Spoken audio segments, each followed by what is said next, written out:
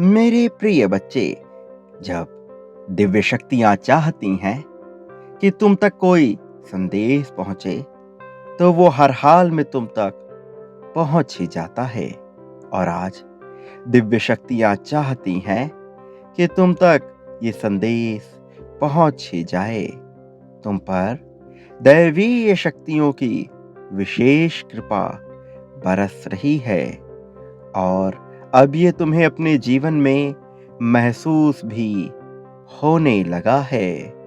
तुम्हें अपने व्यक्तिगत जीवन में अब बहुत तेजी से चमत्कारिक सकारात्मक बदलाव होते हुए दिखाई देंगे।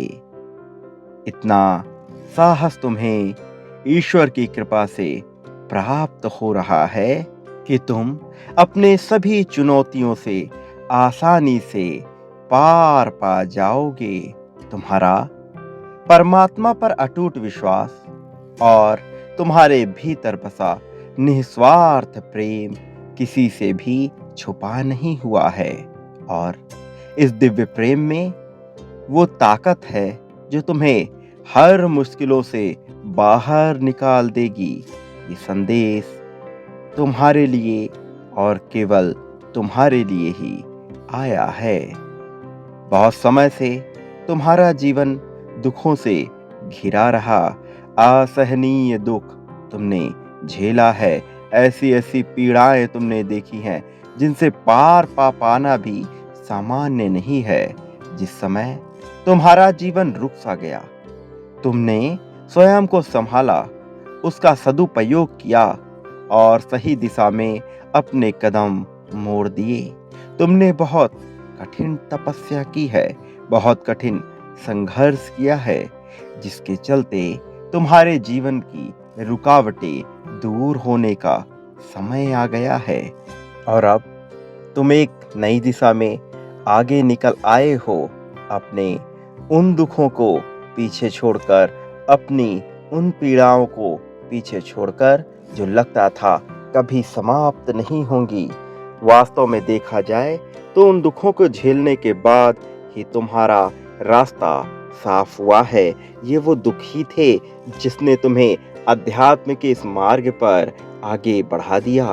इतना ही नहीं, उन दुखों को झेलने के बाद तुम्हारे भीतर जो शक्तियां बढ़ गई हैं, तुम्हें अभी उसका आभास नहीं है, लेकिन अब तुम जिधर अपने कदम बढ़ा रहे हो उस ओर ही अध्यात्म अपने आप आगे आ जाता है। तुम सत्य हो और सत्य की सदा ही जीत होती है।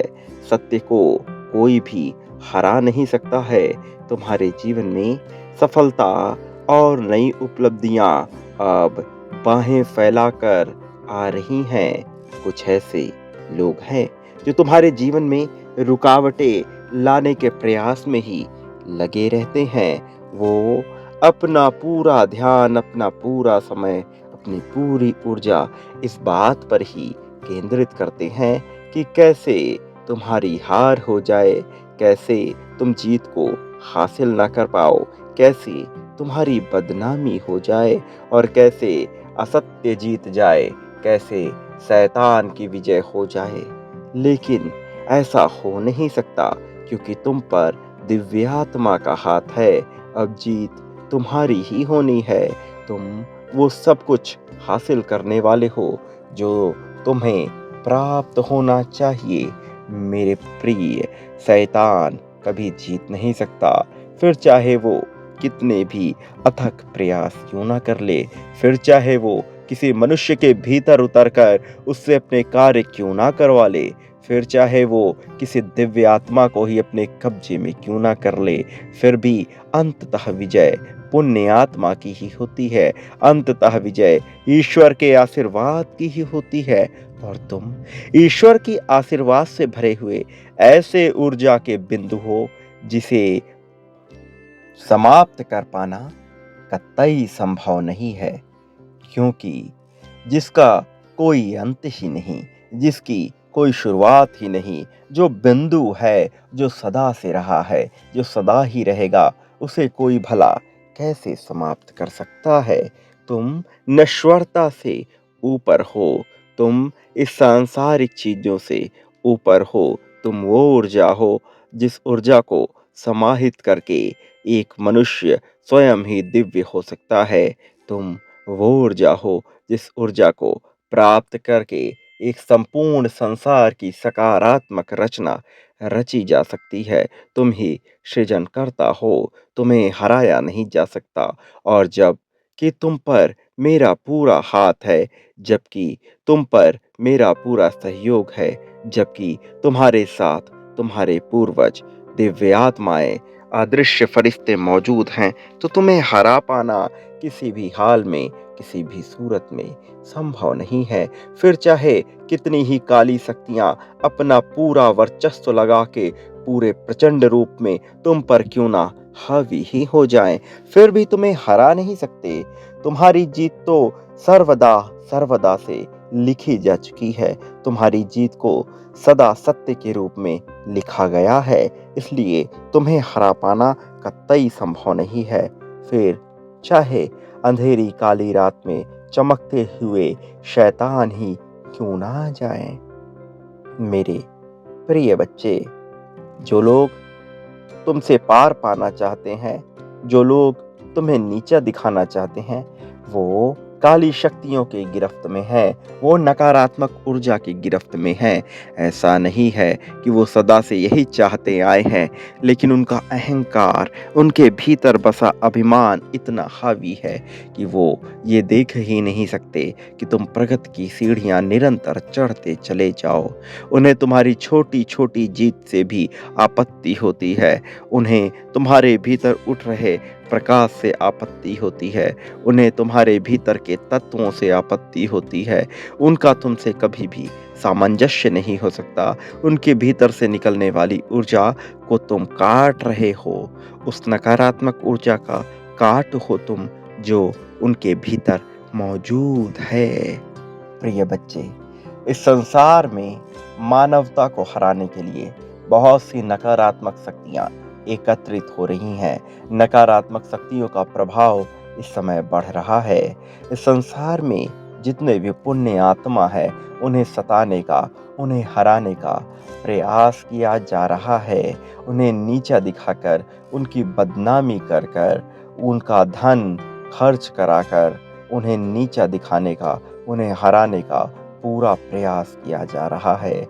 नकारात्मक शक्तियों के एक पूरे बवंडर ने ये चाल चली है, लेकिन उन्हें आभास नहीं है कि वो कभी भी जीत नहीं सकते। हालांकि वो इस सत्य से वाकिफ हैं, क्योंकि अतीत में भी ऐसी बहुत सी घटनाएं हुई हैं जब नकारात्मक शक्तियों ने अपना वर्चस्व कायम करने का प्रयास किया है, लेकिन हर बार उन्हें मुंह की खानी पड़ी है। हर बार उन्हें गिरना पड़ा है। हर बार उन्हें थक कर हार माननी पड़ी है। लेकिन अब समय आ गया है उनके सर्वनाश का। लेकिन ये सर्वनाश एक प्रलय की भी शुरुआत होगी। महाप्रलय, एक ऐसा प्रलय जिसमें सब कुछ बह जाएगा। विनाश की लीला प्रारंभ हो रही है। अब समय आ गया है जब विजय तिलक ना लगकर विनाश को प्रभावी किया जाए। लेकिन ऐसे समय में भी वो सभी पुण्य आत्माएं जो अपनी पुण्यता से, अपनी दिव्यता से मानवता को जीवित रखे हैं, जिनके भीतर अहंकार, अभिमान, ईर्ष्या, द्वेष नहीं पनप रहा है, जिन्होंने अपने अहंकार, अपने अभिमान, अपने मैं पर काबू पाने का प्रयत्न किया है, उनकी ऊर्जाओं ने इस प्रलय काल में भी जीत को आकर्षित कर लिया है। और जब उनकी जीत होगी तो विनाश चारों ओर होगा, किंतु उन पर इसका प्रभाव नहीं पड़ेगा।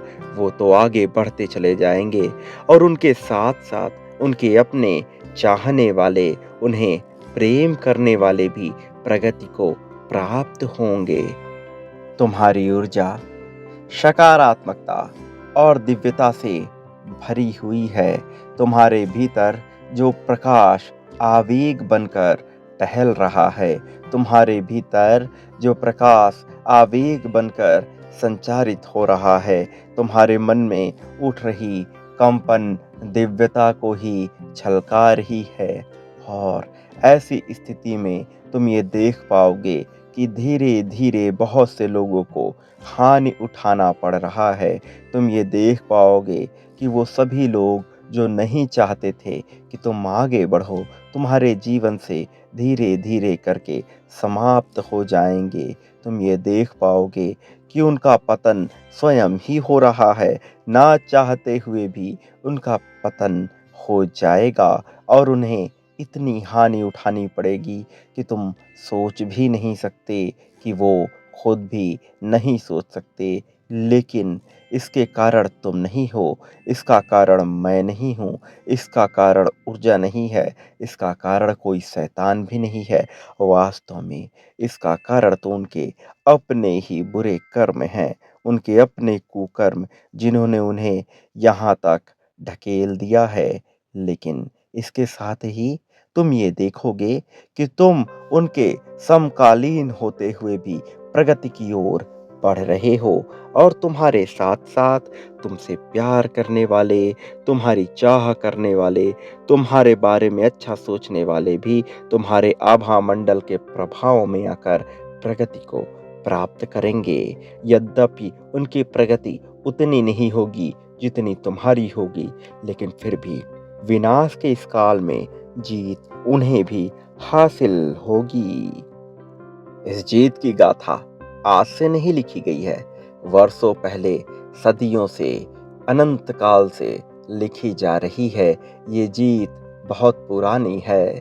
तुम्हें जब यह जीत प्राप्त होगी तो तुम महसूस कर पाओगे कि ऐसा तुम्हारे साथ पहले भी हुआ है, क्योंकि तुम पहले से ही दिव्यात्मा रहे हो, तुम पहले से ही ऊर्जा के भंडार रहे हो। वो ऊर्जा जो लोगों को अपने साथ ले जाने को प्रेरित करती है, वो ऊर्जा जो नेतृत्वकर्ता के भीतर होनी चाहिए, वो ऊर्जा जो देवताओं के भीतर बसी होती है, वो ऊर्जा जो दिव्यता से परिपूर्ण होती है। और इसका कारण ये है कि तुम्हारा वास्तविक संबंध कभी भी इस भौतिक जगत के, लौकिक जगत के लोगों से रहा ही नहीं है। तुम्हारा वास्तविक संबंध तो पारलौकिक रहा है। तुम्हारा वास्तविक संबंध तो दिव्य लोक से रहा है। तुम्हारा वास्तविक संबंध तो सदा से ही पुण्य आत्माओं से रहा है। तुम अणुओं के वो कण हो जिसके एक एक छोर में भी सकारात्मकता विद्यमान है। वो नीला प्रकाश जो तुम्हारे भीतर गुजर रहा है, वो तुम्हारे भीतर के ऊर्जा चक्र से मिल करके बहुत तेजी से लोगों को अपनी ओर आकर्षित कर लेता है और तुम्हारे द्वारा निकली हुई वाणी लोगों को मंत्रमुग्ध कर सकती है। तुम्हें अभी इसका आभास नहीं है, तुम्हें अभी इसका ज्ञान नहीं है, लेकिन धीरे धीरे तुम ये समझ पाओगे जो बात मैं अभी तुमसे बता रहा हूँ, कि कैसे ऊर्जा का एक पूरा पिंड तुम्हारे आसपास विद्यमान है, कैसे तुम जीत को सदा ही आकर्षित करते आए हो, कैसे लोग तुम्हारी बातों से प्रभावित होते चले जा रहे हैं। मेरे प्रिय, इस अनंत ब्रह्मांड में बहुत सी ऊर्जाएं विद्यमान है, बहुत सी ऊर्जाएं जो नवीन हैं, बहुत सी ऊर्जाएं जो प्राचीन है, लेकिन हर एक से तुम्हारा संबंध रहा है। फिर चाहे वो बेहतर रहा हो, फिर चाहे वो बेहतर ना रहा हो, चाहे वो जीव रहा हो, चाहे वो अजीब रहा हो, चाहे पक्षी रहा हो, चाहे सूक्ष्म जीव रहा हो, चाहे वृक्ष रहा हो, चाहे निर्जीव वस्तुओं की ऊर्जा ही क्यों ना हो, तुम्हारा संबंध सबसे ही सदा से ही रहा है। तुम्हें केवल अपने भीतर झांकना है, फिर तुम ये जान पाओगे कि कैसे संपूर्ण ब्रह्मांड में प्रसारित हो रही समस्त ऊर्जा को तुम अपनी ओर आकर्षित कर सकते हो।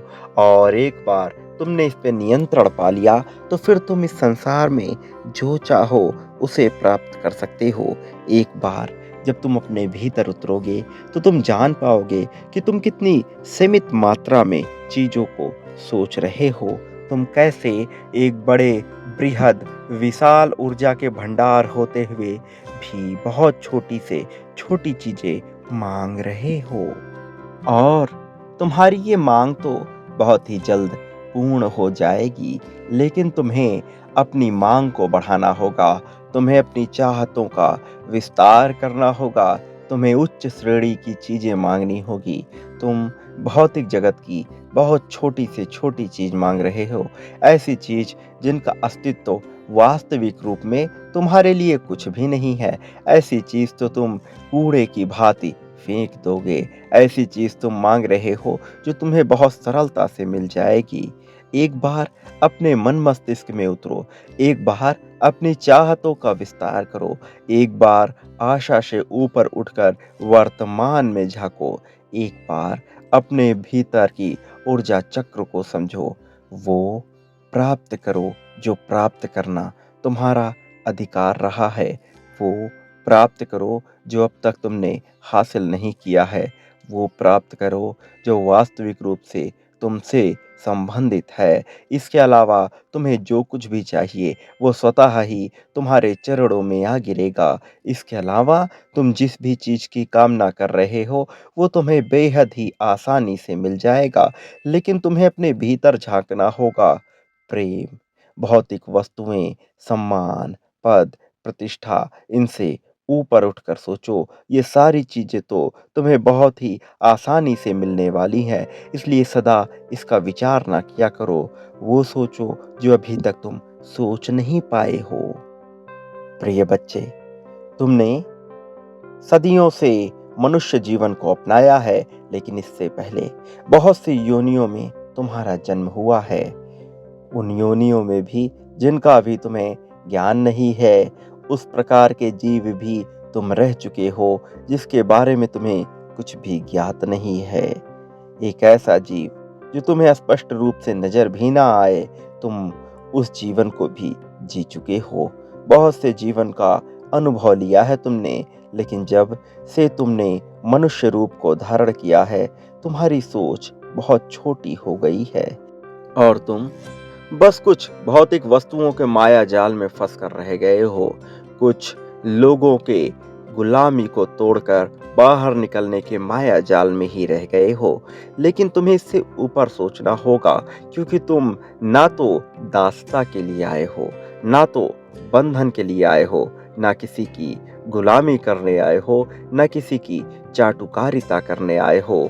तुम इन सब से बहुत श्रेष्ठ हो। तुम इन चीज़ों से बहुत ऊपर हो और तुम्हारे वो अपने जो इसमें दक्ष हैं, इसमें प्रवीण हैं, तुम्हें उन्हें सुधारने की भी आवश्यकता नहीं है, क्योंकि इस संसार में प्रत्येक मनुष्य अपनी नियति लेकर ही जन्म लेता है।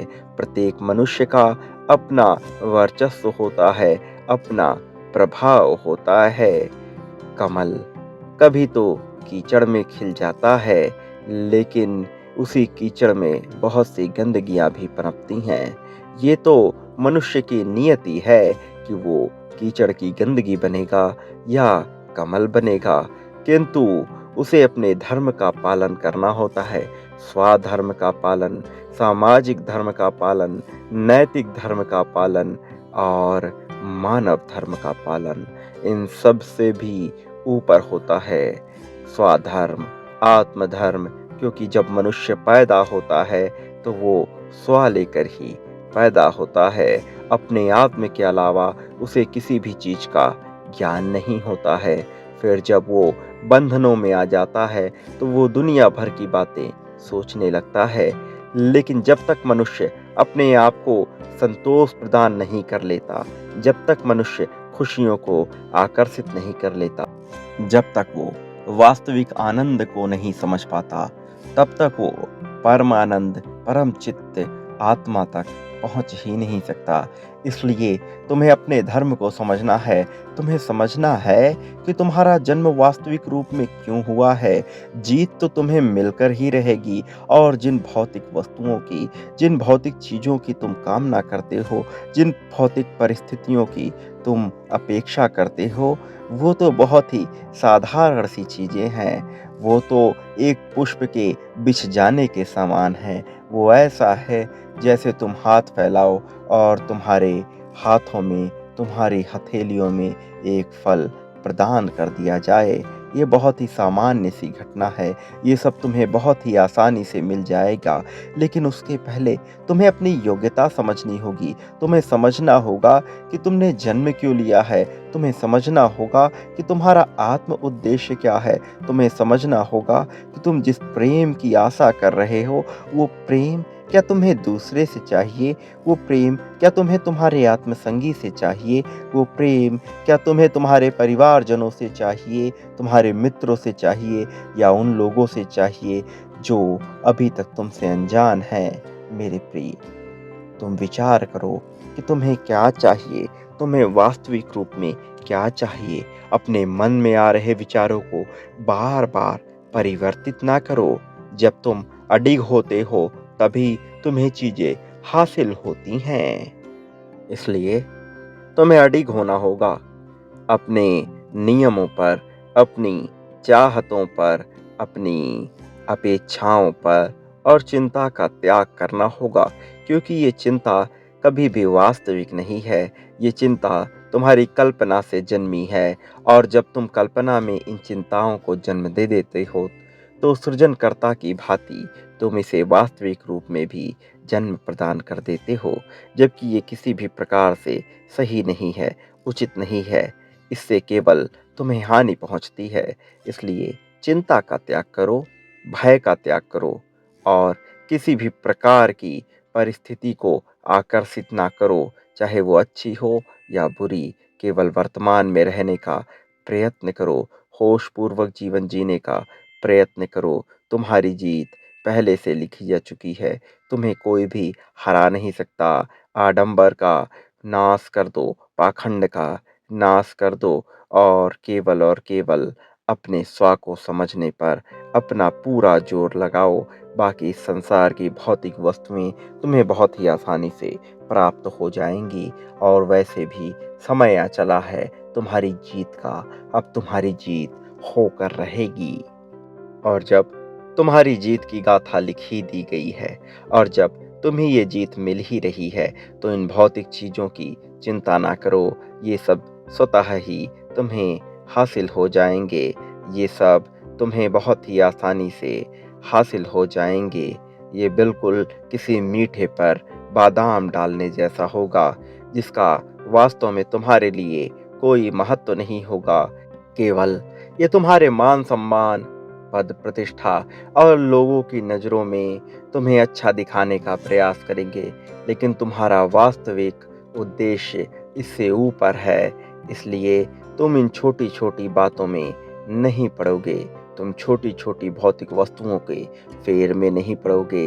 इन सबको तुम ऐसे ही जान बैठोगे जैसे ये मिला तो ठीक, नहीं मिला तो ठीक। और ऐसी स्थिति में मनुष्य को यह सब मिल ही जाता है, उसे वह प्रेम मिल ही जाता है जिस प्रेम की उसने वर्षों से कामना की थी। एक बार जब तुम छोड़ने की कला जान जाओगे, उसके बाद तुम्हारे लिए कुछ भी प्राप्त करना असंभव नहीं रहेगा।